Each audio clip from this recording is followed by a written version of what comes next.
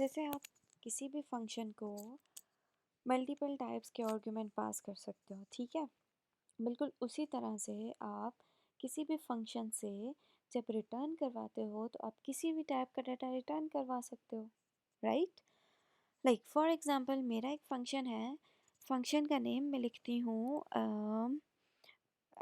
Square, ठीक है। Square में मैं किसी भी वैल्यू का स्क्वायर कैलकुलेट करती हूँ और वो वैल्यू है इंटीजर वैल्यू। ऑब्वियसली जब मैं इंटीजर का स्क्वायर करूँगी तो इंटीजर ही रिटर्न होगा, तो मैं उसकी रिटर्न टाइप इंटीजर लिखती हूँ, ठीक है। अब हो सकता है कुछ ऐसे सिनेरियोज हों या कुछ ऐसे केसेस हों जहाँ पर मैं कोई किसी क्लास का ऑब्जेक्ट रिटर्न करवाना चाहूँ फंक्शन के रिटर्न टाइप में, ठीक है। तो ये भी पॉसिबल है। जैसे आप इससे पहले देखते रहे हो कि हम जब भी कोई फंक्शन लिखते हैं, फंक्शन में हम ऑब्जेक्ट को एज एन आर्ग्यूमेंट या फंक्शन में हम ऑब्जेक्ट को एज अ पैरामीटर पास कर सकते हैं। तो बिल्कुल सेम स्टोरी है कि आप फंक्शन को एज एन ऑब्जेक्ट रिटर्न भी कर सकते हो, ठीक है। अब वो रिटर्न कैसे होगा, उसके लिए आपने इसका थोड़ा सा ना सिंटेक्स या थोड़ा सिनेरियो समझना है। अब ये चीज़ अपने माइंड में रखें, अगर आप ऑब्जेक्ट रिटर्न करवा रहे हो तो उस ऑब्जेक्ट को पहले क्रिएट होना है। तो जिस फंक्शन के अंदर आप ऑब्जेक्ट को रिटर्न करवाते हो, सपोज आप वहीं पे उसको क्रिएट भी करते हो, ठीक है। तो एक सिंपल सी एग्जांपल इसके ऊपर कर लेते हैं इम्प्लीमेंट और देखते हैं कि ये कैसे काम करता है, ठीक है। यहाँ पर ये मैं प्रैक्टिस कर रही थी, अभी आप लोगों के सामने ही चलें करते हैं काम। मैं एक क्लास बनाती हूँ और क्लास के अंदर क्लास का मैं नाम रखती हूँ रिटर्न ऑब्जेक्ट, रिटर्न ओबीजे। ये एक क्लास है सिंपल सी।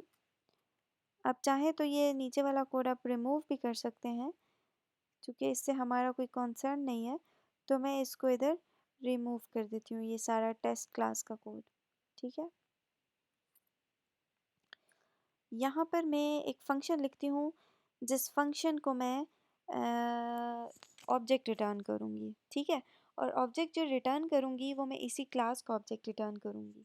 अगर मैंने इंटीजर रिटर्न करना होता है तो मैं हमेशा लिखती हूँ int function return argument and then something similar to this one, ठीक है।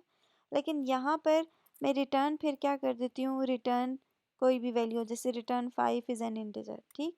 लेकिन यहाँ पर सिनेरियो थोड़ा सा डिफरेंट है, उसको अंडरस्टैंड करें। वो सिनेरियो ये है कि आप इधर ऑब्जेक्ट रिटर्न कर रहे हो और ऑब्जेक्ट किस क्लास का है, वो है रिटर्न ऑब्जेक्ट ओबीजे, इस क्लास का रिटर्न ऑब्जेक्ट है, ठीक है। तो आपने क्या करना होगा कि यहाँ पर मेंशन करना होगा कि टाइप उसकी क्या है, ठीक है। जैसे आप लिखते हो ना वॉइड फंक्शन का नेम, तो ये बिल्कुल ऑब्जेक्ट फंक्शन का नेम। लेकिन यहाँ पर आपने क्या करना होगा, एक फंक्शन क्रिएट करना है। फंक्शन क्रिएट करने के लिए RETURN आप क्लास डिक्लेयर करोगे, सॉरी ऑब्जेक्ट क्रिएट करना है। ऑब्जेक्ट क्रिएट करने के लिए आप यहाँ पर ऑब्जेक्ट कैसे करते हो, क्लास का नेम, देन ऑब्जेक्ट का name, new keyword and then again class का name, that is return OBJ, ठीक है। ये हो गया आपका ऑब्जेक्ट डिक्लेयर। अब जो ऑब्जेक्ट आपने डिक्लेयर किया है, आपने इसी को रिटर्न करवाना है और जो ऑब्जेक्ट आपने डिक्लेयर किया है वो ओबीजे है, तो ये आप उसे रिटर्न कर रहे हो, ठीक है। Although this is not a complex scenario, लेकिन इसको अंडरस्टैंड करने के लिए हम इसकी एक पूरी एग्जांपल से गो थ्रू करते हैं। सेम यही टॉपिक आपको अपने यहाँ इस नोटबुक से भी मिल सकता है, लेकिन इसमें थोड़ा जो है वो सिंटेक्स थोड़ा बहुत डिफरेंट होगा। इन्होंने यहाँ पर जो प्रोग्राम इम्प्लीमेंट किया है, इसके अंदर वो इंक्रीमेंट कर रहे हैं एक वेरिएबल की वैल्यू को। तो हम क्या करते हैं, कोई वैल्यू हम सपोज प्रिंट कर लेते हैं इंक्रीमेंट करने के बजाय, ठीक है। कोई वेरिएबल मैं डिक्लेयर करती हूँ और उस वेरिएबल को हम प्रिंट कर लेते हैं। यहाँ पर वेरिएबल मैंने डिक्लेयर किया इंट ए, कंस्ट्रक्टर बनाऊंगी। कंस्ट्रक्टर का name is always very similar to that of class name, तो ये कंस्ट्रक्टर बन गया। कंस्ट्रक्टर के अंदर यहाँ से एक आर्ग्यूमेंट आ रहा है जिसको मैं कहती हूँ आई, और इसको मैं असाइन कर देती हूँ वैल्यू जो भी होगी यहाँ से आएगी वो a इक्वल्स टू आई हो जाएगा, ठीक है। ओके, और यहाँ पर वही वैल्यू कंस्ट्रक्टर में मैं डिक्लेयर करती हूँ जो होगी ए, ठीक है। अब जब मेन क्लास है मेरी, मेन क्लास से मैं जब इस क्लास का ऑब्जेक्ट बनाऊंगी या ऑब्जेक्ट क्रिएट करूंगी, तो वो कैसे क्रिएट होगा?